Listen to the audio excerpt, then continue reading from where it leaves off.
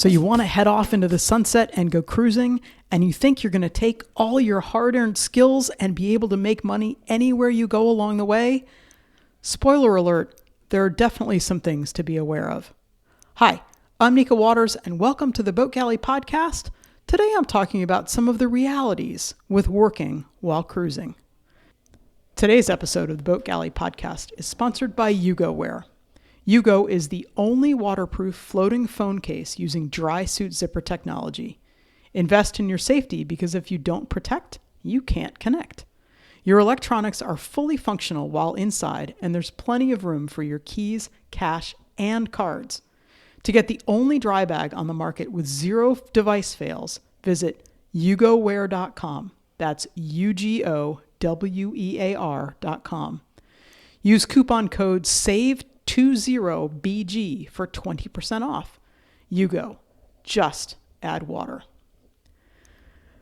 I'm in a couple of Facebook groups and follow a couple of forums about sailing. And lately, a number of people have been creating groups that are all about working while you're cruising. And people will put ideas out there and say, oh, I love to do this. Do you think I can make money while I'm cruising? And in general, the response is, oh, that's a great idea. I'd totally buy from you. And I think there are some things that people need to be aware of before they have this idea that they can just take their portable, marketable skills, their welding business, their baking skills, their hair cutting, or their dentistry, or their canvas making, or diesel mechanic. They want to just take it and go off and go cruising.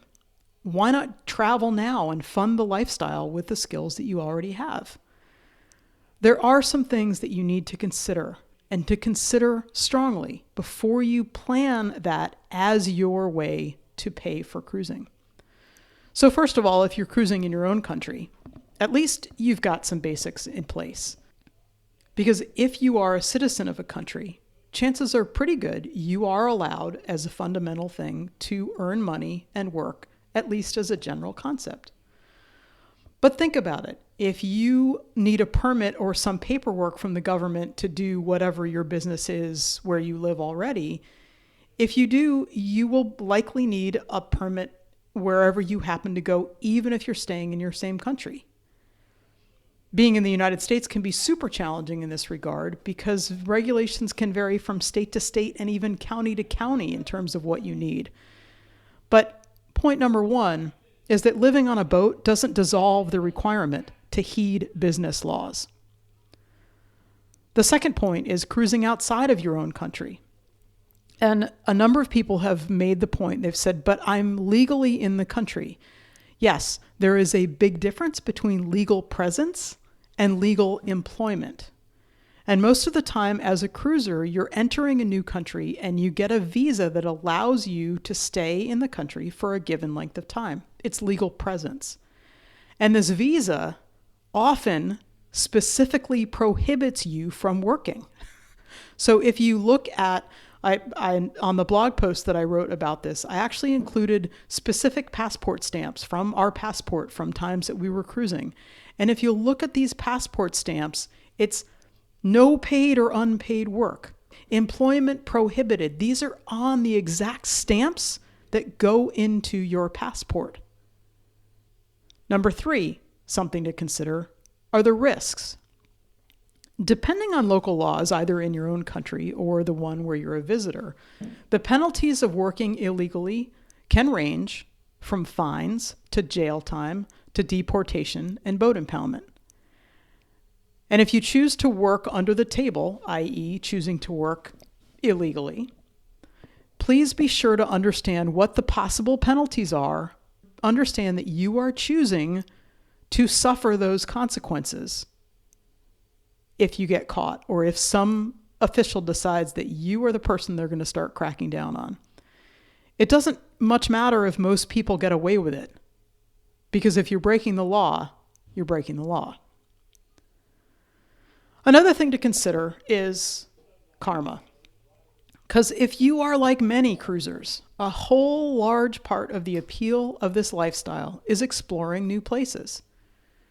You love going to charming towns. You love the wild countryside. You love the quaint shops and the out-of-the-way restaurants. And the places that we love so much, they're the way that they are because of the people who are there. And the people who are there need to be able to work to be able to live there and make the places so awesome.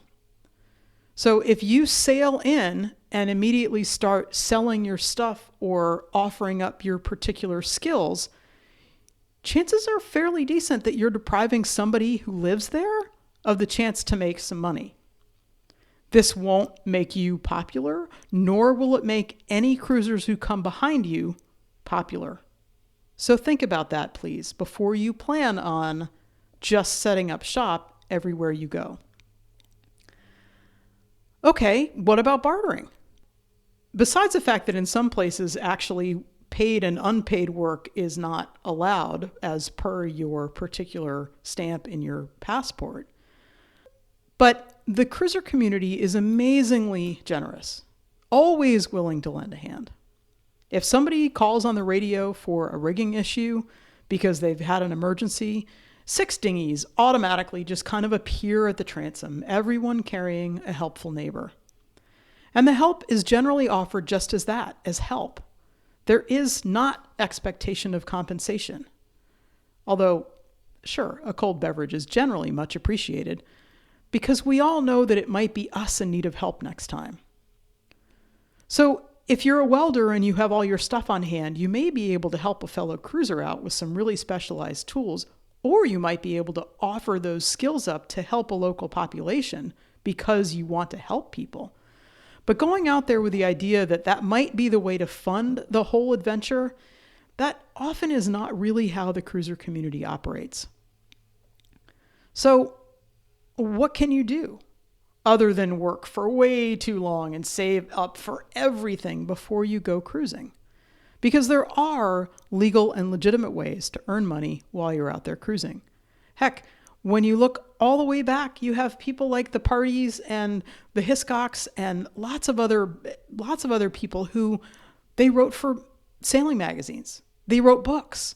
Those were all totally legal ways of earning money. So some things that you might want to think about. You might investigate places where you can legally work. And you can plan on cruising there and working for a while. I know at one point, I know New Zealand's not open right now, but New Zealand, and they may still, we're too old to qualify, but at one point I looked and New Zealand actually had a list of the skills that made people desirable. There are many countries like that are open about what skills they consider helpful and useful. So investigating where you can legally do what you love to do, that's a great way to start your cruising plan.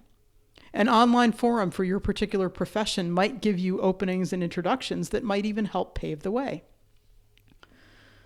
A second way to do it is you might consider an on-off cruising schedule. Some people call it commuter cruising, where you cruise for a few months and then return to a home base where you have all the legal things sorted out and maybe a clientele that's been built up over time and is really psyched for you to get back and earn money to head off again.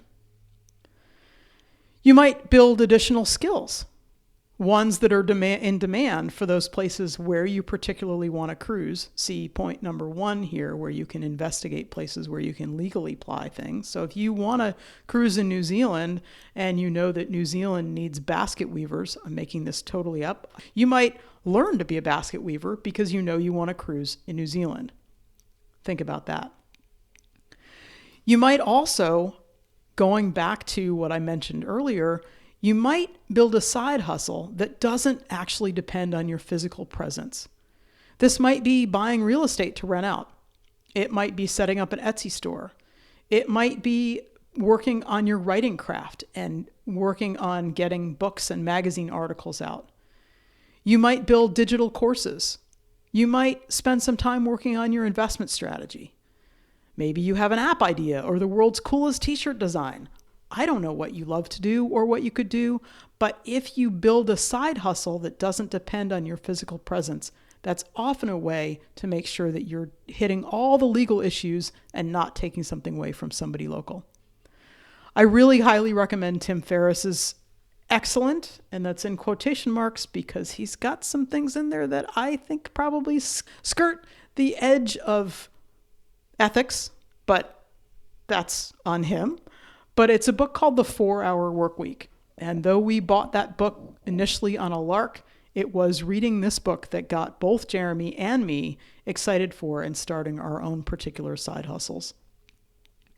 And I can't end this without talking about YouTube, because there are an awful lot of people who seem to think that what they're going to do is they're going to get on a boat and they're going to start making videos and they're going to kill it on YouTube. And there are cruisers paying for their dream by putting content up on YouTube. My analogy for that one is that, yeah, there are also professional athletes and professional musicians who are making a killing on the court or the field or the stage. Well, at least professional musicians before the pandemic. That's gotten really tough. There are actors who are killing it on Broadway or television. And I would imagine that the odds are probably similar, i.e., not great. For most cruisers, though, I think that it's more the norm that you are going to spend an awful lot of time making videos, both filming and editing, and you're not going to make the money that you think you're going to make. For every Delos and Vagabond, there are smaller channels that get 1 or 2 or 3 views. It takes a lot of time to edit. It takes a lot of time and skill to do a great job. And it takes an awful lot of time to build an audience. That's something that you may not be thinking about. So if you have your heart set on this way of funding your lifestyle, start filming now. Start filming now and practicing your editing and understand all the things that go into it. But I would also say plan on lots of other ways to make money. If you do manage to fully pay for cruising by having a YouTube channel, you can drop all those other side hustles and just keep going. However you manage to pay for your cruising, I'm looking forward to sharing an anchorage with you when we're out there and enjoying our lives traveling around. Thank you so much for listening to the Boat Galley podcast. We love hearing from our listeners, so if you've got a question or a comment, please drop us a line. Our email addresses are in the show notes. Have the most spectacular week.